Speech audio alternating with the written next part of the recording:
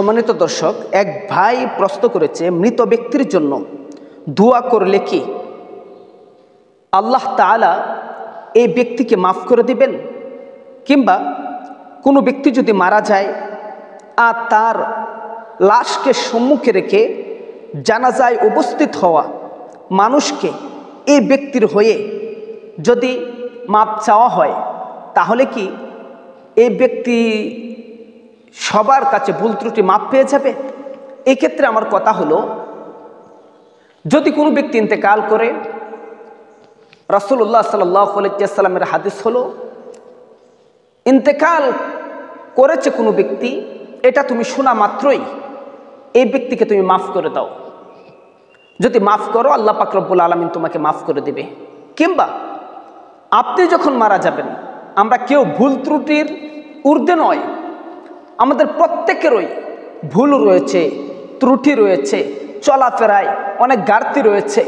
যদি আমি কোনো মুসলমান ভাইকে মন থেকে খুলাসা দিলে মাফ করে দেই, তাহলে আমি যখন ইন্তেকাল করব, আমার খবরটা যার যার কানে পৌঁছবে, ওই সমস্ত ব্যক্তিদের উপরে আমি যদি কোনো জুলুম করে থাকি, আমার কোনো কথায় যদি তারা কষ্ট পেয়ে থাকে, আমার কোনো কথায় যদি তারা আঘাত পেয়ে থাকে, আমার কোনো কথায়, আমার চলাফেরায়, আমার ব্যবহারের মাধ্যমে তারা যদি আমার প্রতি, আপনার প্রতি অসন্তুষ্ট থাকে, তাহলে আপনাকেও আপনার মৃত্যুকালে মানুষ মাফ করে দেবে।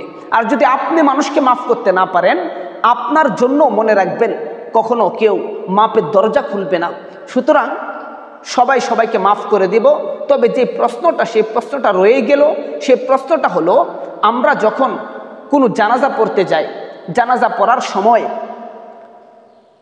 এই মাইয়াতের সন্তান অনেক সময় সম্মুখে দাঁড়ায়, অনেক সময় এই মাইয়াতের বড় ভাই সম্মুখে দাঁড়ায়, তার আত্মীয় স্বজন সম্মুখে দাঁড়ায়, দাঁড়িয়ে বলে, আমার বাবা, আমার ভাই, আমার চাচা, আমার মামা দীর্ঘ বছর আপনাদের সাথে চলাফেরা করেছে, এই চলাফেরা অবস্থায় যদি আপনাদের সাথে কোনো ভুল, বেয়াদবি, ত্রুটি করে থাকে, আর আপনারা যদি তার কোনো ব্যবহারে কষ্ট পেয়ে থাকেন, আমার মামার হয়ে আমরা ক্ষমা চাচ্ছি।